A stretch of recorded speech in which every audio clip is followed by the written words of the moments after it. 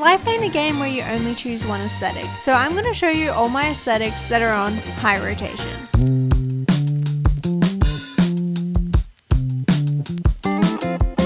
So she was a skater girl, go see you later girl, but she hadn't actually touched a skateboard since Tony Hawk Underground 2 in 2006.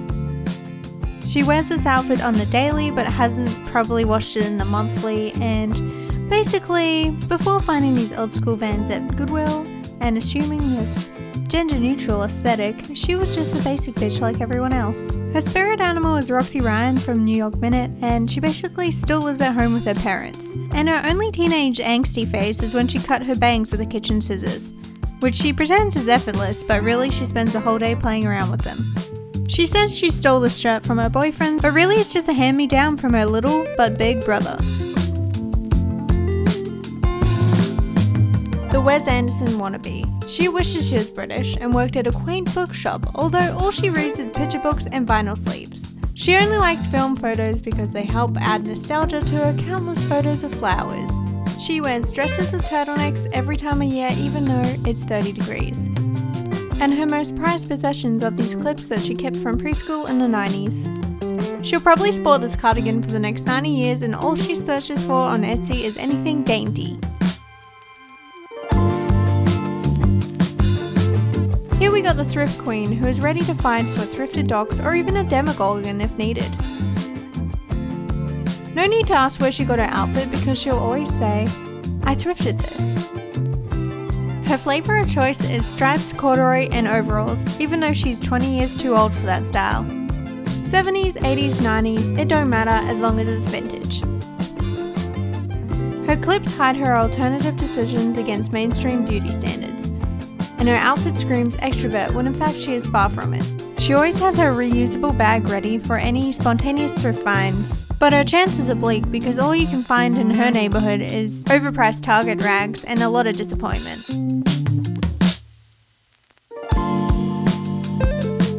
Here we got the art school fool. She probably decorated her room with Eiffel Towers 10 years ago, but the closest thing she is to French is French fries. She refused to wear a school uniform at school, but now she lives in it. She's too cool to post the art that she never actually makes on Instagram to keep up with her dark and mysterious aura that in fact actually is laziness. But she'll break character if the Veronicas turns on the radio. Her shoes of choice is Doc Martens, obviously, and tries to tone it down in front of the family by adding a baggy tee. Honestly, she really is just Summer from School of Rock, all grown up, minus the "Hello Harvard, yo."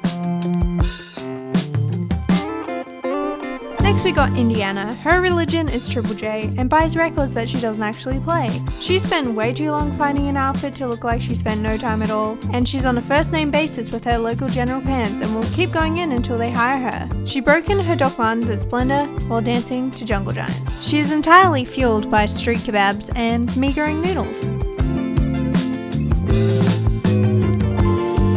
Next up is the Green Queen. She grew up on the beach but doesn't touch the water. She spends most weekends at the markets buying organic veggies in her macrame bag, and her wardrobe is 50 shades of green and has a big grand energy. She ain't afraid to throw on her hat that she got when she was 5, which makes her look 95, and she lives alone with her 8 cats and 35 cactuses.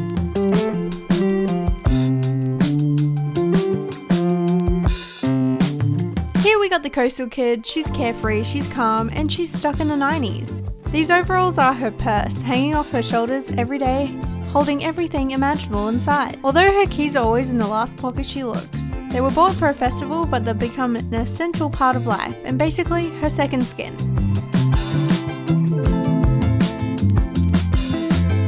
Here we got the Flair Bear. This girl screams flower power, yet the only thing she knows about the era is Jackie Burkhart from That 70s Show. All it took was purchasing cold flares to spark her new lifestyle. She has unlocked 2 vibes, crochet for the summer and turtlenecks for the winter. And she's curated all her favourite records on Spotify because, honestly, her record player doesn't work. She never bought speakers.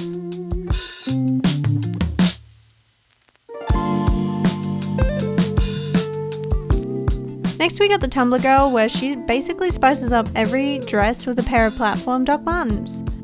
She has a wrap dress in every shade and spends her spare time drying out flowers and listening to Fall Out Boy.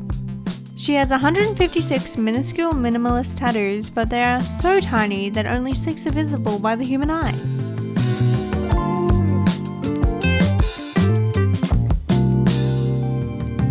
And lastly, we got the festival fan. She ain't afraid of colour and 2-piece sets that weren't actually made to be worn together. She's over the top and everyone's friend, but only because she's spent months on hibernation between festivals and is finally set free.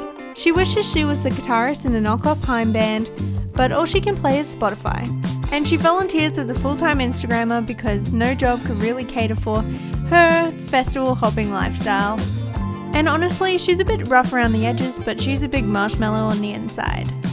So those are just some of my main aesthetics that I live with on the daily, but honestly I could probably do a whole other video with even more. So like this video if you want a sequel, and if you haven't already, please subscribe. If you're new here, I have been Jen, and until next time, keep wondering.